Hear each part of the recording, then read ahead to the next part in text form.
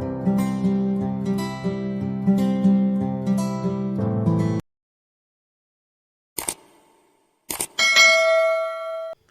Friends, எல்லாருக்கும் வணக்கம் and welcome back to the channel. இந்த வீடியோவில் நம்ம என்ன பார்க்க போகிறோம் அப்படின்னு பார்த்தீங்கன்னா, கருஞ்சீரகம் அப்படிங்கிறது நீங்கள் கேள்விப்பட்டிருப்பீங்க. நாட்டு மருந்து கடைகளில் கிடைக்கும். நம்ம நார்மலாக பயன்படுத்துகிற சீரகம் மாதிரியே கருஞ்சீரகம் அப்படிங்கிறது ஒரு வகை.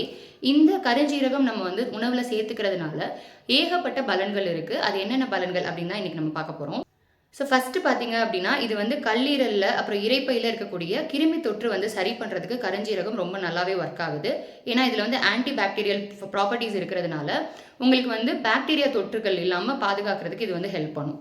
ஒரு டீஸ்பூன் கருஞ்சீரகம் எடுத்து அது கூட வந்து 4-5 பல்லு பூண்டு வந்து அரைச்சி நம்ம சாப்பிட்டோம் அப்படின்னா, அதில் தேன் கலந்து நீங்கள் சாப்பிட்றீங்க அப்படிங்கும்போது உங்களுக்கு மூச்சு திணறல் பிரச்சனை இருந்ததுன்னா சரியாகும். அதே மாதிரி ஆஸ்துமாக்குமே வந்து இது ஒரு நல்ல மருந்து அப்படின்னு சொல்கிறாங்க. கருஞ்சீரகம் காலங்காலமாக சித்த மருத்துவத்தில் பயன்படுத்திட்டு வரோம்.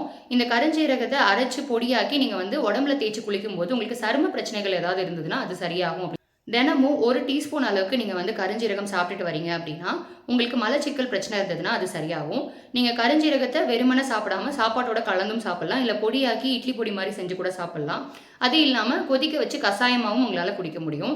ஸோ இதில் ஏதாவது ஒரு வகையில் டெய்லி உங்களுடைய கருஞ்சீரகத்தை நீங்கள் சாப்பிட்றீங்க அப்படின்னா உங்களுக்கு இருக்கக்கூடிய பிரச்சனைகள் வந்து நிறையவே வந்து சால்வ். அது மட்டும் இல்லாமல் இந்த கருஞ்சீரகம் சாப்பிட்றதுனால நமக்கு சக்கரை நோய் இருந்தாலும் அதுவுமே வந்து சரியாகும். ப்ளஸ் வந்து உயர் ரத்த அழுத்தம் இருக்குது, அதாவது ஹை பிளட் ப்ரெஷர் இருக்குது அப்படின்னாலும் அதுவுமே வந்து சரியாகும். பெண்களுக்கு வந்து பார்த்தீங்க அப்படின்னா மாதவிடாய் கோளாறு அப்படிங்கிறது ரொம்ப முக்கியமான ஒரு பிரச்சனையாக இருக்குது. இதை வந்து நீங்கள் சரி பண்ணணும் அப்படின்னு நினச்சிங்க கருஞ்சீரகத்தோட ஓமம், சுக்கு, திப்பிலி அதோட சேர்த்து பார்த்தீங்க அப்படின்னா மாவிலன் பட்டை அப்படின்னு சொல்லிட்டு நாட்டு மருந்து கடையில் கிடைக்கும். இது எல்லாத்தையுமே வந்து இடிச்சு பொடியாக்கிட்டு இதை வந்து டெய்லி ஒரு ஸ்பூன் அளவு எடுத்து கொதி தண்ணியில் போட்டு நல்லா கொதிக்க வச்சு கஷாயமாக்கி நீங்கள் குடிச்சிங்க அப்படின்னா கண்டிப்பாக வந்து மாதவிடாய் கோளாறுகள் வந்து சரியாகும்.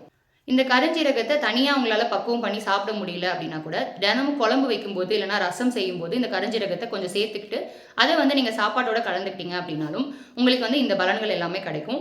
ஸோ கருஞ்சீரகத்தில் இவ்வளோ நன்மைகள் இருக்குது அப்படின்னு சொல்லி இந்த வீடியோவில் நம்ம தெரிஞ்சுக்கிட்டோம். இதே மாதிரி இன்னொரு வீடியோவில் உங்களை வந்து பார்க்குறேன். அது வரைக்கும் பை, தேங்க்யூ.